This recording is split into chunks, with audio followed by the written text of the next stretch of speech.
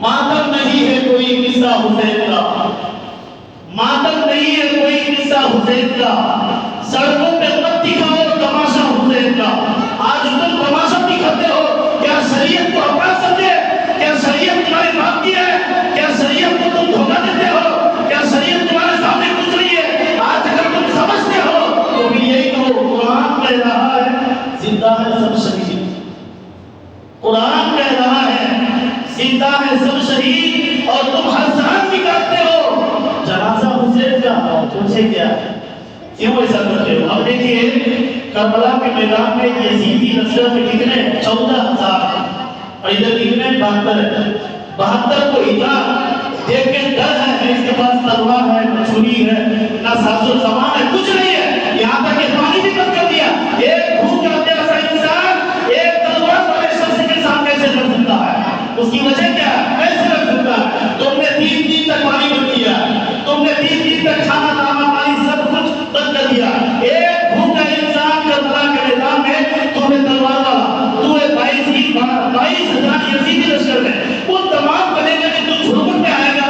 ہم تنہا کیسے بغیر بھوکے پیاسے لڑ سکتے ہیں؟ کبھی نہیں، کبھی نہیں ہو سکتا۔ 14,000 یزیدی لشکر تھا، 14,000۔ دیکھا کہ ادھر 72 ہے، 72 کو دیکھ کر بھی اتنا ڈر ہوا تو کیا کہا کہ اور بھیجو، ادھر 14 ابھی 14,000 لے آیا، کہاں پھر بھیجو، کہا کتنا بھیجو؟ کہا 6,000 بھیجو، 6,000 بھیجو، 14,000 اور 6,000 کتنے ہوئے؟ 20,000، 20,000 ہے ادھر، ابھی تک 72 کے 72 ہی ہے، اتنا ہی ہے 72، اور ادھر 20,000 ہو گئے۔ کہاں اور بھیجو، ان سے لڑنا آسان نہیں ہے، ان سے لڑنا کوئی آسان نہیں ہے۔ کسی نے کہہ دیا کہ اس کے پاس نہ چھری ہے، نہ تلوار ہے، نہ کچھ ہے، کچھ نہیں ہے، پھر بھی تم دیکھ کر کے ڈرتے ہو۔ کہا نہیں، ان کی رگوں میں جو خون ہے وہ حضور کا خون ہے، فاطمہ کا خون اس کی رگوں میں ہے۔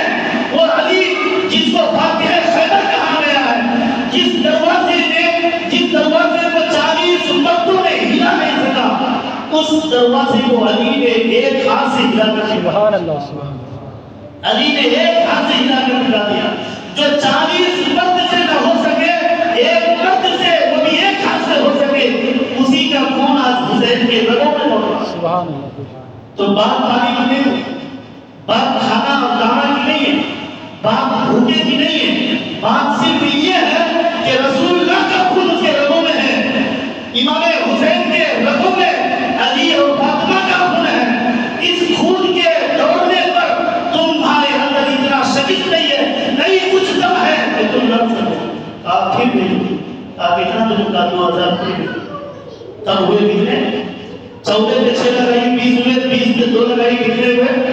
بولیے بھائی، 22,000 یزیدی لشکر ہے، اور جس کے پاس تلوار بھی ہے، نکی نکی تلواریں، بڑی بڑی تلواریں، پانی کا بھی انتظام، کھانے کا بھی انتظام، چھاؤں کا بھی انتظام، کھینے کا بھی انتظام، ہر چیز کا انتظام ہے، لیکن ادھر کچھ نہیں، ادھر سب ہے۔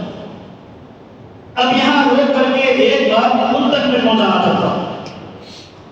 لوگ جو کہتے ہیں کہ وہ کلمہ پڑھتا ہے نا، وہ قرآن پڑھتا ہے نا، وہ بھی تو مسجد کو مانتا ہے نا، وہ بھی تو مسجد میں جا کے سجدہ کرتا ہے نا، تو میں کہتا ہوں ادھر جو امام حسین کے لشکر ہے، ادھر جو 22,000 یزیدی لشکر ہے، ان دونوں میں کیا کوئی اور ہے؟ یہ بھی کلمہ پڑھنے والے، یہ بھی کلمہ پڑھنے والے، یہ بھی قرآن پڑھنے والے، یہ بھی قرآن پڑھنے والے، یہ بھی سجدہ کرنے والے، یہ بھی سجدہ کرنے والے، اور یہ بھی اللہ رسول کو ماننے والے، یہ بھی اللہ رسول کو ماننے والے، یہ بھی حضور کی امتی، وہ بھی حضور کی امتی۔ اب کہاں سے ٹکرا ہوگا؟ تم جو کہتے ہو کہ وہ بھی کلمہ پڑھتا ہے، یہ بھی قرآن پڑھتا ہے، کھانے سے مطلب، رہنے سے مطلب، پیچھے نماز ہو جائے، پڑھنے سے مطلب، میں کہتا ہوں امام حسین کے جو لشکر تھے، امام حسین کے جو ساتھی تھے، کل 72 تھے، 72 میں 22,000 یزیدی لشکر میں نہ ہاتھ دیا، نہ ہی یزیدی لشکر میں کوئی امامت کیا، اور اس کے پیچھے جا کر امامت کے دائرے میں پیچھے آ کے نماز پڑھ۔ ادھر 72 پڑھ لی، امام حسین کا قبر، امام حسین ادھر امامت فرما رہا اور ادھر یزید جو ہے امامت کر رہا، تو آپ ہم ہوں گے تو کیا کریں گے؟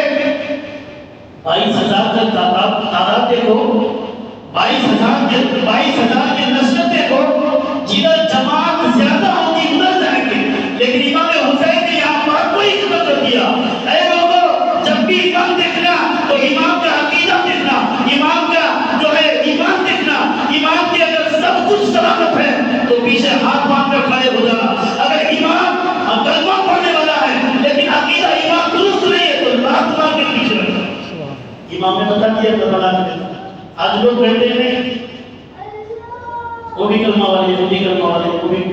بھی گناہ پڑے، وہ بھی سجدہ والے، ہم بھی سجدہ والے، کیوں ایسا کرتے ہیں بھائی؟ امام حسین نے جب سب کچھ بتا دیا ہے تو پھر آپ ایسا کیوں کرتے ہیں؟ کیا آپ ٹھیکیدار ہیں؟ اسلام کے ٹھیکیدار ہیں؟ نہیں۔ جب اسلام کے ٹھیکیدار نہیں ہے، قرآن کے ٹھیکیدار نہیں ہے، جب آپ کسی حدیث کے، کسی اردو کتاب کے بغیر مطالعہ کیے آپ اسلام کے ٹھیکیدار نہیں بن سکتے ہیں، تو پھر آج یہ باتیں کیوں ہمارے سامنے آتی ہیں؟ لوگ کہتے ہیں کہ وہ بھی سب کچھ کرتا ہے، ہم بھی سب کچھ کرتے ہیں، وہ بھی ایک اللہ کو مانتا، ہم بھی ایک اللہ کو مانتے ہیں۔ تو امام حسین نے جو فیصلہ کر دیا ان کی باتوں پر چلے۔ حضرت امام حسین دونوں ابھی چھوٹے ہیں، لیکن دیکھیے دونوں نے ایک تحریر لکھی، خط لکھا، ایک تختی پہ تحریر لکھی، یہ بھی لکھی، یہ بھی لکھی، دونوں لکھی۔ لکھنے کے بعد سوچتے ہیں کہ جاتے ہیں ہم اپنے باپ کے پاس، اور باپ بولا کہ کہیں گے کہ پہلے تو اپنے آپس میں دونوں بہت تکرار کیے، حسن کہتے ہیں کہ میری تختی اچھی، وہ کہتے ہیں میری تختی اچھی، میری تحریر اچھی، وہ کہتے ہیں میری تحریر اچھی۔ تو دونوں کے فیصلے کو دونوں بھی یہ کہا چلو ہم باپ کے پاس چلتے ہیں، چلے گئے حضرت علی کے پاس۔ حضرت علی سوچتے ہیں کہ ان کو اچھا کہوں تو یہ برا کہیں گے، یہ کو اچھا کہوں تو یہ برا کہیں گے، دونوں کو میں اچھا کہوں، دونوں کو لے دیا اپنے ماں کے پاس، جاؤ فاطمہ زہرا کے پاس۔ فاطمہ زہرا کے پاس گئے تو دونوں میں سے کسی کی تختی اچھی ہے، تو دونوں میں سے تختی کو اچھا نہ کہہ کر کے کہا کہ جب میرے شوہر نے نہیں کیا ہے تو میں اس کی بیوی تمہاری ماں کا کیسے کر سکتی ہوں؟ اس کا فیصلہ کرے گا تو وہ کائنات کا سردار کرے گا، سبحان اللہ، کائنات کا مالک فیصلہ کرے گا۔ چلے گئے دو تختی لے کر حضور کے پاس، حضور سے کہا یا رسول اللہ یہ تختی میری ہے، وہ کہتی ہے تختی میری ہے، ان دونوں میں سے تحریر کس کی اچھی ہے آپ بتا دیں۔ حضور نے فرمایا اگر ان کو اچھا کہوں تو یہ اچھے ہو جائیں گے، لیکن ان کو برا کہوں گا تو مجھے رنج ہوگا، دونوں میرے بیٹے۔ اور حضور نے کہہ دیا انا من الحسین حسین منی وانا من الحسین، میں حسین سے ہوں، حسین مجھ سے ہے، اور جو حسین سے محبت کرے مجھ سے میں محبت کروں، سبحان اللہ۔ تو یہ حضور نے پہلی بتا دی، میرا دونوں بیٹا ہے، پھول ہے، اس کو میں سنتا رہتا ہوں، دونوں میں سے ایک کو اچھا نہیں کروں۔ اب اس کا فیصلہ کون کرے گا؟ نہ باپ نے کیا، نہ ماں نے کیا، اور نہ ہی نانا نے کیا، اور نانا کہہ دیا کہ اس کا فیصلہ ہم بھی نہیں کریں گے، اس کا فیصلہ جبرائیل کرے گا، سبحان اللہ۔ حضرت جبرائیل علیہ السلام اللہ کے حکم سے آ گئے، حضور نے فرمایا فیصلہ کرو ان دونوں کی تختی میں سے کسی تختی اچھی ہے۔ جبرائیل کہتے ہیں یا رسول اللہ میں اس کو نہیں فیصلہ کروں گا، اب اس دونوں کے فیصلے کو اللہ کے ہاتھ میں چھوڑ دیں، اللہ فیصلہ کرے گا۔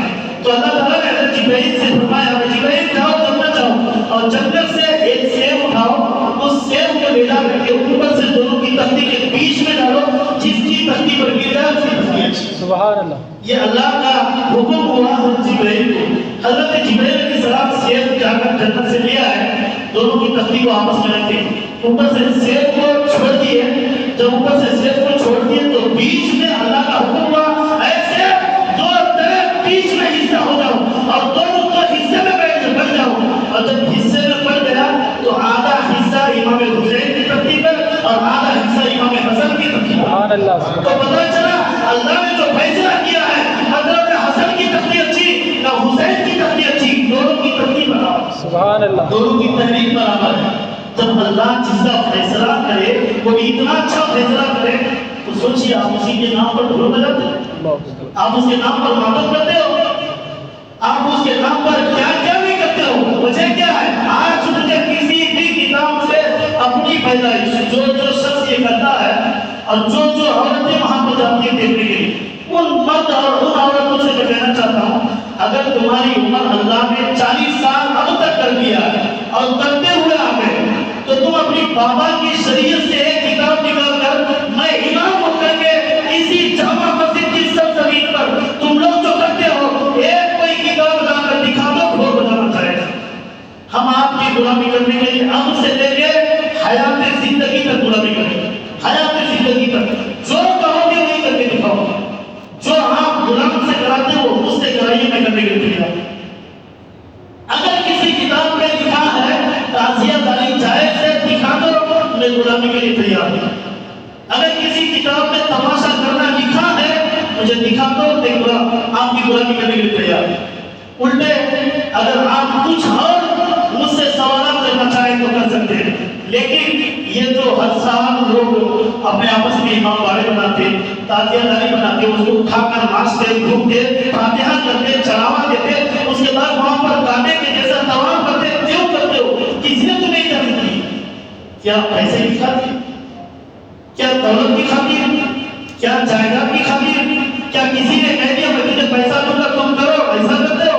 کیا تم سے کوئی تنخواہ، تمہیں کوئی تنخواہ دے رہا اس لیے کرتے ہو؟ اگر ہاں تو پھر آپ جانیے، آپ کا ایمان جانیے، اگر نہیں تو پھر کل قیامت میں جو جواب دینا پڑے گا اس کے لیے آگے بڑھو۔ کل قیامت میں اللہ پوچھے گا میرا یہ حسین ہے، میرا یہ حسن ہے، حسین جو کربلا کے میدان میں نانا کی شریعت کو بچانے کے لیے بیٹے کی جان قربان کری اور اپنی جان کو قربان کر دی، اپنے بھائیوں کی جان کو قربان کر دی، تم نے یہ نہیں دیکھا آج تم نانا کی شریعت کو بچانے کے لیے وہ شہید ہو گئے، لیکن وہی نانا جان کی شریعت کو تم بچانے کے لیے، بدنام کرنے کے لیے تم روڈ پہ حسین کا تماشا دکھاتے ہو۔ تو یہ تو دکھانے والے کا ہوگا، جو دیکھنے جاتا ہے اس کا کیا بنے گا؟ جس طریقے سے برابر گناہ ہے، برابر جیسا سود لینا بھی حرام، دینا بھی حرام، اس کو دلانے والا جو ہے وہ بھی حرام، تو جس طریقے سے ادھر حرام ہے برابر ہے، اسی طریقے سے اس میں بھی اٹھانا، پیسہ دینا، لینا، خرچ کرنا، اس کو جا کے دیکھنا، یہ سب میں حرام۔ اب اس سب کے بارے میں سوال ہوگا تو اچھلنے کے لیے، تماشا دکھانے کے لیے، ڈھول بجانے کے لیے وقت تھا، کبھی تم نے اپنے سر کو سجدے میں رکھ کر کے اللہ کو بھی کچھ دیا ہے؟ اس کا دکھا دو، کہے گا نہیں کہ جمعہ پڑھاؤ، عید پڑھاؤ، بقرعید پڑھاؤ، مولود کے عاشورے کے دن ہم آ کر کے نماز بھی پڑھے ہیں، وہ سارے سجدے کو اٹھائے گا اور ایک گناہ کے بل بوتے پر سارے سجدے کو دوسرے کے نام پر، کس کے نام پر؟ اس کے نام پر جو اس کو سمجھایا تھا مت کر، اس کے نام پر کر دے گا، یہ دیکھ دار کے ساتھ اس کو اب جا کر کھلا کر، اب تمہارے پاس بچا ہی کیا ہے جو تم لے کر میدان میں چلے جاؤ گے؟ کچھ نہیں بچا ہے، الٹا تم نے جو ماتم کیا ہے، الٹا تم نے جو ڈھول بجایا ہے، الٹا تم نے جو اس میں ساتھ دیا ہے، الٹا جب تم نے اس میں شرکت کی ہے، ان ساری شریکوں کو ایک جگہ جمع کر کے تمہاری سارے نیکیوں کو ختم کر دیا، اب کچھ نہیں ہے۔ پھر کیا کریں؟ اب دھرتی بجے گی، خود بجے گا، خود سے آپ کی ساری باتیں جو ہے اگل دیں گی، سارے آزاد کو دیکھو یہ ایسا کیا، ایسا کیا، ایسا کیا، پھر کیا کریں گے؟ اس لیے میرے دوست آج وقت ہے اپنی زندگی کو سدھارنے کا، کسی پیسے پر، کسی جائیداد پر، کسی تنخواہ پر الٹے کام مت کرو۔ اللہ نے آپ کو ساری چیزیں دی ہے، کیا نہیں کیا آپ کو؟ ایک بزرگ جب آیا تھا مسجد کی دہلیز پر، جمعہ کا دن تھا، اور اس کا جو ہے نا پیر بھی سلامت، ہاتھ بھی سلامت، آنکھیں سلامت، کان سلامت، سب سلامت تھا۔ ایک شخص آیا، کہنے لگا کہ تم بھیک مانگتے ہو؟ کہا ہاں۔ کہا کیا ہے تمہارے پاس؟ تو کہا میرے پاس کچھ نہیں ہے، تو بھیک مانگتا ہوں، بھائی تم سے 1 روپیہ مانگتا ہوں تم دے دے۔ تو کہا 1 روپیہ نہیں، میں تجھے 50,000 دیتا ہوں۔ کہا کس کے بدلے؟ کہا 1 لاکھ دے دے، میں تجھے 50,000 دیتا ہوں۔ کہا نہیں ہوگی۔ کہا ایسا کر میں تجھے 1 لاکھ دیتا ہوں، 1 لاکھ دے دے۔ کہا نہیں دیتا۔ کہا پھر کیا کرو گے؟ 5 لاکھ دیتا ہوں، چلو۔ کہا 1 لاکھ دے دے، نہیں دوں گا۔ کہا کیوں نہیں دو گے؟ اچھا چلو صحیح، 1 لاکھ نہیں دو گے، 1 انگلی کٹ کر کے دے دو، 50,000 دیتا ہوں۔ کہا نہیں دوں گا۔ کہا ایسا کرو تو پہلے کا 1 حصہ کاٹ کر مجھے دے دو۔ کہا نہیں دوں گا۔ کہا پھر تم کیوں کہتے ہو؟ مسجد کے دہلیز پر بیٹھ کر کے تم کہتے ہو ہم بھکاری ہیں، ہم مانگنے آئے، تمہاری ساری چیزیں سلامت ہیں، اور تم کہتے ہو ہم بھکاری ہیں، اللہ نے کہ تجھے آنکھ نہیں دیتا تو کیا کرتے ہو؟ کہا پھر آنکھ دینے کے لیے تیار کیوں نہیں ہوئی؟ کہا لوگ مجھے زندگی بھر ننگا بھی نہ رکھا۔ کہا میں دینے کے لیے کیوں نہیں تیار ہوئے؟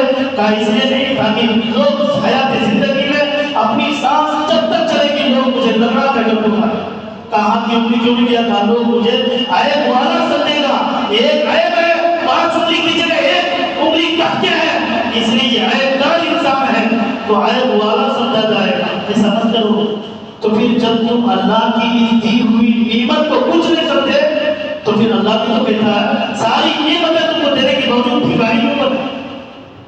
جب سب کچھ دیا ہے کما کر کھانا نہیں، سب کچھ دیا ہے کما کر کھاؤ۔ جس کے پاس نہیں ہے، جس کے پاس کچھ نہیں ہے لیکن اس کے اعضاء بھی سلامت نہیں ہے، اس کو بنتا ہے کہ کہیں جا کر بھیک مانگے، اس کو بنتا ہے۔ اگر کچھ نہیں ہے، نہ آنکھ سلامت، نہ پیر سلامت، نہ ہاتھ سلامت، نہ کان سلامت، کچھ نہیں سلامت ہے، اس کو بنتا ہے۔ اور آپ اگر اپنی آنکھوں کی نظروں سے دیکھیں گے اور جب لکھیں گے تو آپ کی بھی کہاوت وہی بنے گی کہ اس کو بنتا ہے کہ وہ جا کر بھیک مانگے۔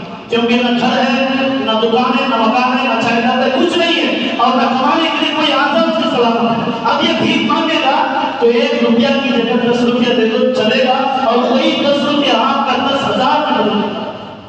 اسی لیے اگر سب کچھ سلامت ہے تو میں خدا کے واسطے آپ کو یہ